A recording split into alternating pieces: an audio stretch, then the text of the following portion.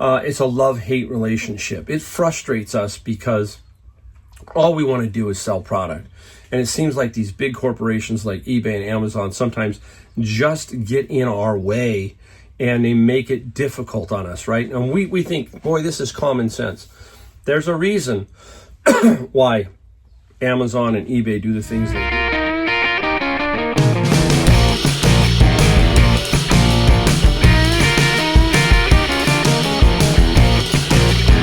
Welcome back, Mike, Golden State Picker. Great day, great video for you today. We're going to talk about Amazon. I'm going to lay it on the line with Amazon in a second.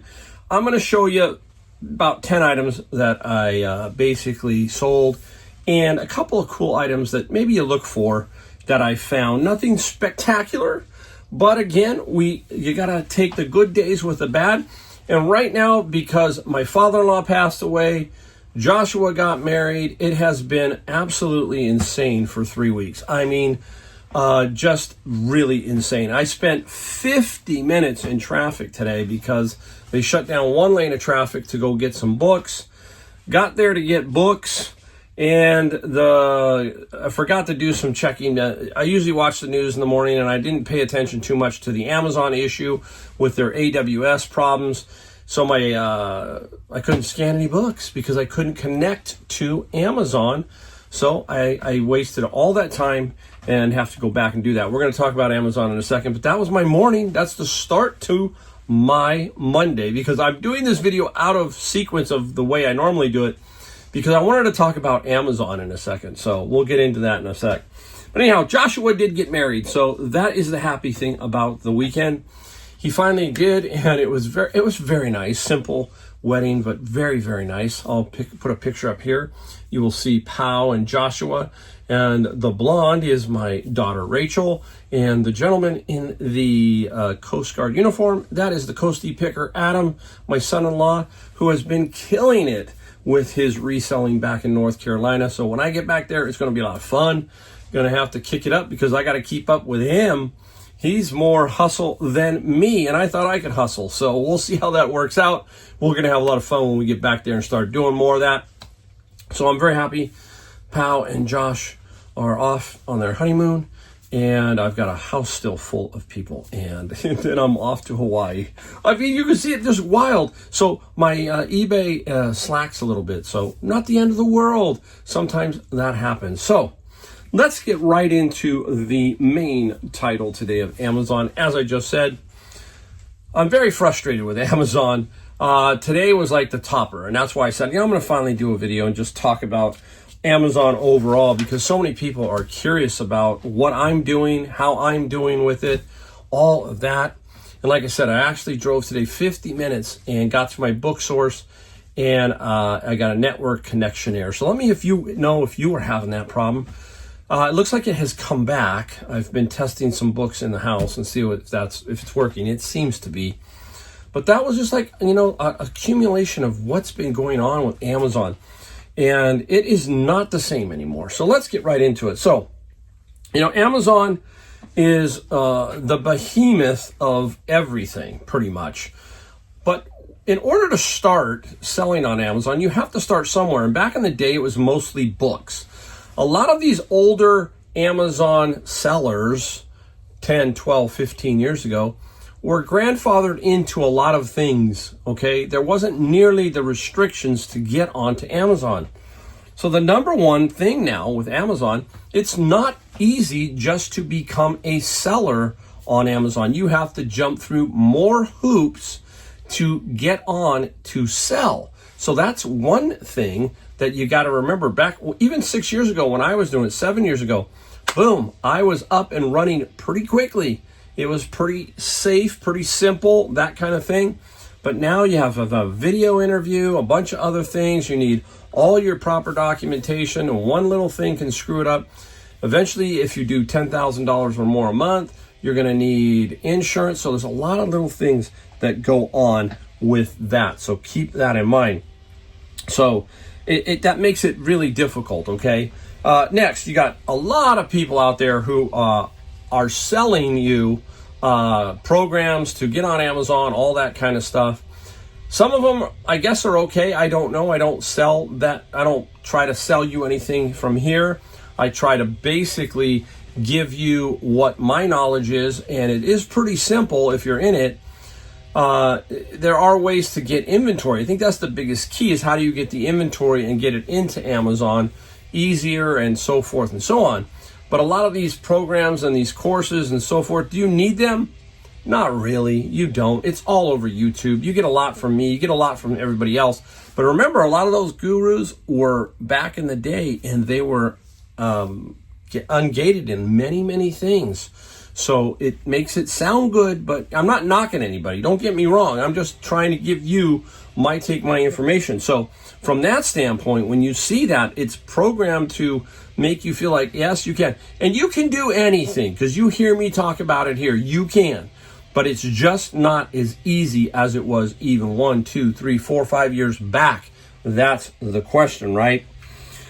A continuing issue of returns. A lot of people hate that because it's so liberal with Amazon. And you really have to have a good way of selling on Amazon in order to basically get around that return issue, because it's going to be there no matter what you do. Like last year, it wasn't bad for me. Believe it or not, I only had an average of 1 book return a day, so about 365 books. That's not horrible. But think about it. That's 1 every single day of a return on average. So that kind of stuff, the scamming, all of that goes on Amazon a lot more than, let's say, eBay. So that kind of fires people up. You get so many returns and that, right? Then you have this other issue now that's bugging me. This is the one that's pushing me more to eBay and away from Amazon, is all of the gating that is going on. When I first got on, it was like you could almost request approval, and it was like that. You were approved, especially for books. No problem, no problem. But then all of a sudden, in the last 2 years or so, it's changed a lot. Now they're going back and they're saying, no, you must be qualified, so you got to be approved for. You've got to now send in 100 items sometimes of an invoice of 1 item to get approved for that category or that publisher or whatever. And how many people have access to that? You know, we find 1 or 2 used books. So it's like you're fighting an uphill battle. Why, Amazon? Why do you continue to do that? I don't know. You know, I think it's like 60% of Amazon sellers are what we call FBA. They are us, individual sellers selling products on their platform. And it's like, I've said this over and over. You are always just a number. Don't take any of Amazon's basic corporate stuff saying, oh, we care about our sellers. You know, they really, come on, let's be honest. You're a number. And they don't know you. They've got millions and millions of sellers, okay? Now, there's a few big players, okay, that they probably can, they have to work with. But you and I, they kick you to the curb instantly, and there will be nothing you can do about it, basically. It's really that way. So you got to you're stepping on eggshells all along. And the other thing you need to have is you need to have a really good inventory to sell there, because you're not going to sell everything on there. And the fees and everything else, which are now running nearly 60%. Let me know if you're selling on Amazon, what your overall fee structure is. At the end of the month, you get a statement, how much they gave you, how much they took. And that's what I use to get my difference. So anyhow, that is very, very hard to take when you look at it. It's 60%. And that's why you hear me talk about my bins and how I buy my bins. And a lot of the stuff that's in those bins get put on eBay to offset the bins. So that's how I make it work. Could I make it work? I don't think so. I think it'd be very, very difficult because of the margins of 60% and just finding the inventory. That is one of the biggest things you're going to have, right? You have stranded inventory. How about this? You put stuff in and it gets through all the process, but then it gets inside and it's like, now you need approval again. So that one's stranded. And you're like, what are you doing? I mean, I got into Amazon, but now I'm stranded. So that makes no sense at all, right? Then they lose some of your stuff. They lose your box. So you have a box and they go, well, we can't find it. And now you have to open up that kind of a case and all of these things, and it just starts to build up. Very, very difficult. A lot of issues that are going to happen to you over and over with lost boxes, just the stranded inventory. You have to deal with some feedback occasionally. I have pretty good feedback. I have almost 100% feedback with them, which is rare, but I do have a very, very good feedback, right? And it's also, this is another one. It takes a long time for some of your product to get into the system to be sold, meaning it gets shifted around. So when you're doing FBA, and mine is basically, I check that thing where I don't want them to split my shipment. Those books then get to, let's say, Phoenix, Arizona. And from Phoenix, Arizona, they may ship, half that lot of 30, so 15 of those, to various other areas out throughout the United States. So your inventory can take a while to get in to sell just because of that. So there's all these little things that are going to frustrate you if you're new to Amazon and trying to build up your Amazon account. So the other thing, this is huge.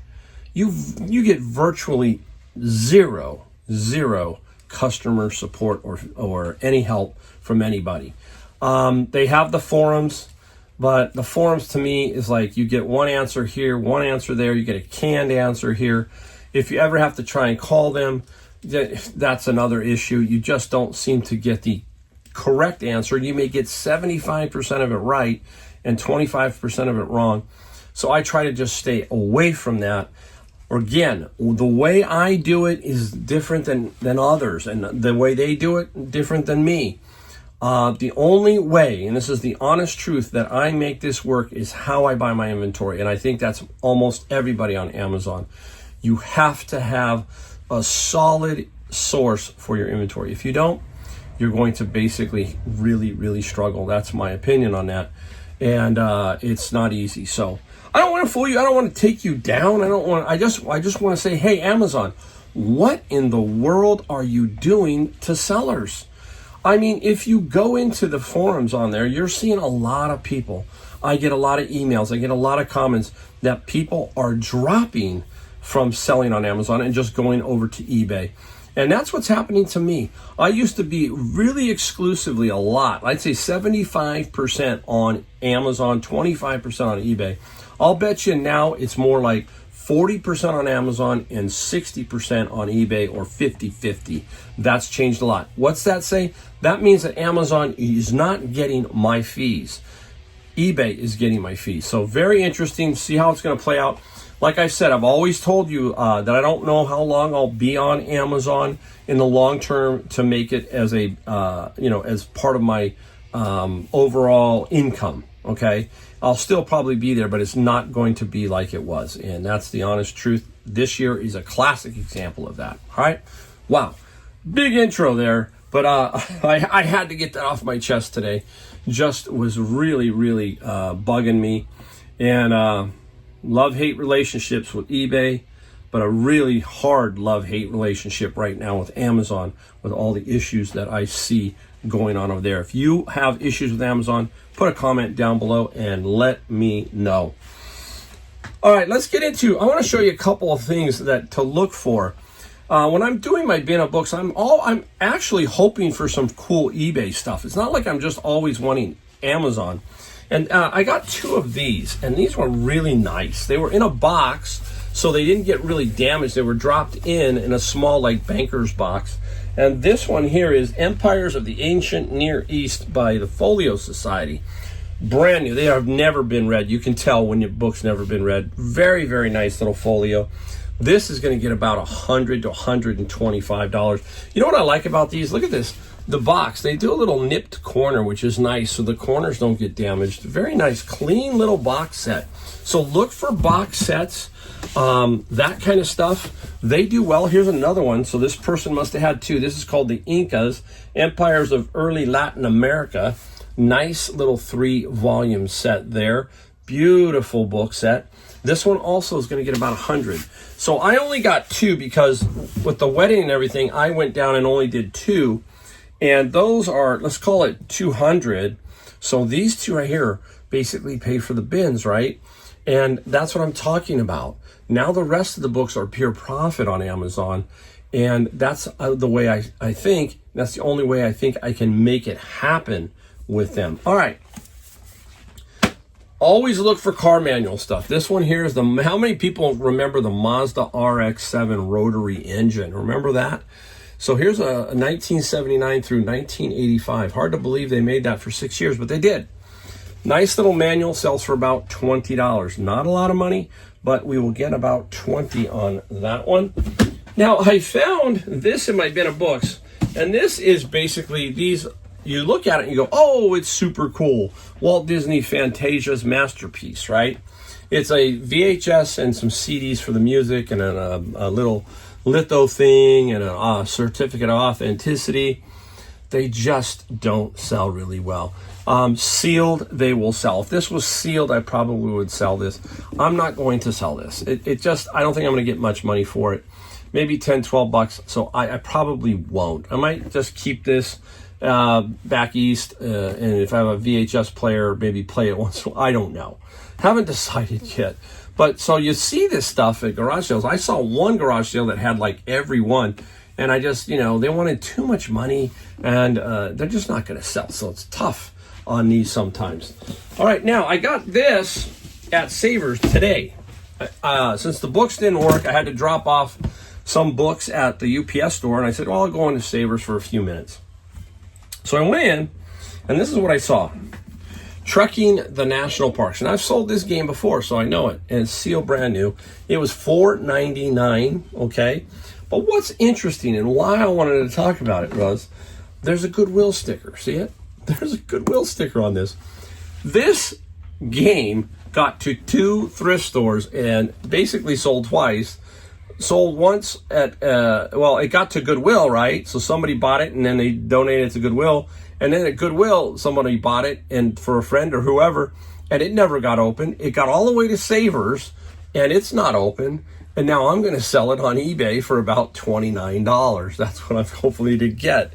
Well, these games do really good because Christmas is coming up. So this was very, very interesting. The Providence, you could tell how it was going. This isn't a real knock on society, but this is what we've become. We are just buying stuff. This got bought once, got sent to Goodwill, got bought a second time, it's going to be bought a third time. So that's what we do. We resell, right? But it's kind of crazy when you think about all the stuff. When you literally sit around and look at a Savers that I'm in, 30,000 plus square feet, and you look at all the stuff that we as Americans have purchased throughout whatever time span that is, and it all kind of ends up somewhere. And it's only a small fraction of items that hit the thrift store. So very, very, I don't know how to say it, folks, but we are a spending society. All right, let's get into what we sold. We only have about $220 worth of items. Not much, but I still wanted to show you. Boy, I had this Bible a long time, and I was wondering, where was this thing? Okay, I lost track of this. This little Bible, something very simple. Somebody paid $10.95 plus free shipping on this one. Yeah, I know. This was old. It was a long time. How do I know it was old? Where it was stored. It was stored in a closet that I had about 5 or 6 Bibles, and I don't know why I had this one in there, but I did find it. So very, very cool. I did find it. All right. Japanese mini LP CD time. Bruce Springsteen has got a new movie out, I think, about him, right? There's a lot of biography type movies. A Bob Dylan one was really, really cool. I love that one. And this is Bruce Springsteen, 18 tracks. It is a original replica of the LP. So everybody's asking, the LP is one. This would be exactly the same as the LP. The cover, the insert, if it's gatefold, all that stuff. We paid 10 cents for these over the time. We got like 400 of them. Made a lot of money. And Bruce got 17 plus 5 on the shipping side for Bruce. All right, hey, remember we talked about this, the category, role-playing games, manga, anime, very hot. Stick with it. Keep digging. Dangerous Journeys, Gary Gygax, and this is Mythos. Have no idea. Okay, all I know is it did sell, and Mythos got 19 plus free shipping. I got about 120 or so. I've sold a lot. I've made good money off those. Those were all on eBay. Didn't send one of them to Amazon, not one, because they have low e-scores, so they don't sell a lot fast. So I'm just going to control all that stuff on eBay, and these would be about the same price anyhow on Amazon, and the fees again are cheaper. Now, nice lady asked me about this one. She really wanted this for a friend, and she just wanted to make sure that it was in very good condition, you know, because the person was going to read it. Excellent condition.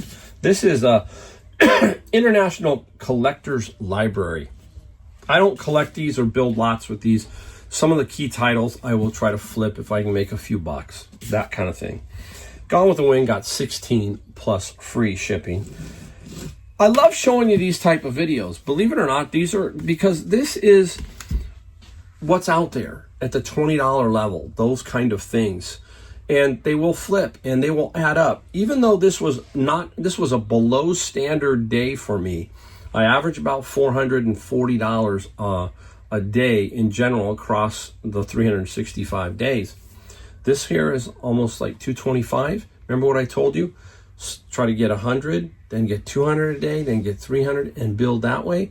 This is what $200 looks like. So it gives you a good idea. Okay. The great courses, I really, unless they're brand new, do not keep them, but this one was really in good shape and had an interesting title: How to Program Computer Science Concepts and Python Exercises. Very, very popular, you know, algorithms, computers, all that kind of stuff. So this one, it was intriguing, so I kept it.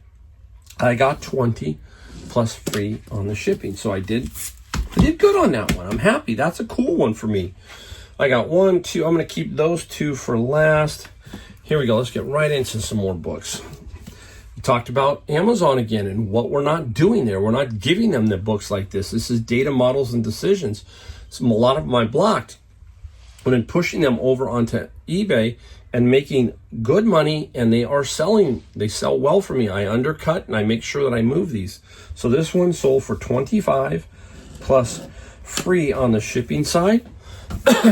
Okay, here is another one of those type Windows kernel programming. Anything with programming is doing really well. So this Windows book, we got $20 plus free on the shipping on that one. And all of a sudden, I couldn't sell this book for a while, this book set. It was taking a while to sell. But then all of a sudden, and I think it has something maybe to do with Christmas, I really do, well, Dogman's picked up again. I sold 3 lots already. This is the 3rd one. So keep your eye out for Dogman. You gotta get them really reasonable because they're gonna sell right where this one sold. This is, I think, a 13 booker, 55 plus 20. So this is a perfect type book lot out of my bins that I can build because I find various ones and I just make lots. I have sold 3 lots in the last probably 3 weeks, and I've garnered about $140 for Dogman. So just think about it. 3 lots of these paid for a bin too. So very, very nice. Okay, 2 to go. Garage sale. I went in and nobody picked this stuff up. We've talked about that on a Monday video. How many people think something's junk or they just can't put their head around it to sell it. That's resellers. Now, laymen in the public, they're just as bad. They don't understand. They think everything is generally junk. You know what I'm saying. And these were at a garage sale late. And these are Pioneer little cartridges that hold like 6 CDs. And they load into a CD player. I got 10 of these. I had many more. But I allotted these 10. And then I allotted 3 with a machine and so forth. And these Sonys, these Pioneers got 40 plus 14. I paid $1 each for each of these, and I got 10 of them. So nice little find. That's the type of thing we have to open our curiosity, keep looking, keep digging.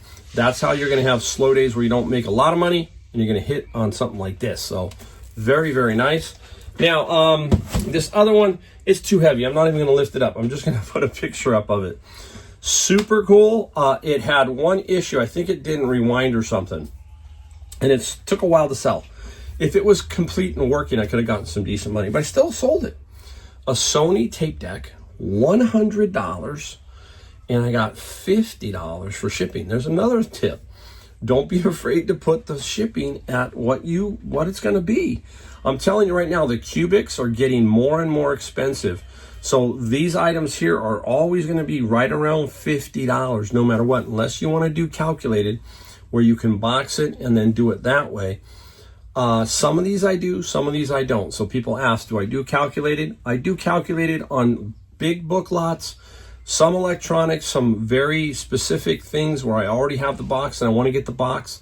Blow molds, stuff like that. Yes, I will calculate shipping, but on other things, no, I don't. It's just a knowledge base of how I have garnered over 6-7 years and how to ship stuff, and I'm pretty good at that.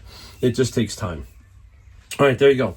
That is today's video. We thank you so much for watching my video. I hope that you always take something that's either inspirational or not negative. You know, we just talked about Amazon. It's a love-hate relationship. It frustrates us because all we want to do is sell product. And it seems like these big corporations like eBay and Amazon sometimes just get in our way and they make it difficult on us, right? And we think, boy, this is common sense. There's a reason why Amazon and eBay do the things they do. And we've got to learn how to basically work around them. They're not going to change for you. They really aren't. It's a frustration. It's too bad that they're not listening to more sellers. And it's too bad they're listening to other people, but they have their reasons, okay? So we got to fit ourselves around them, and that's just the bottom line, okay?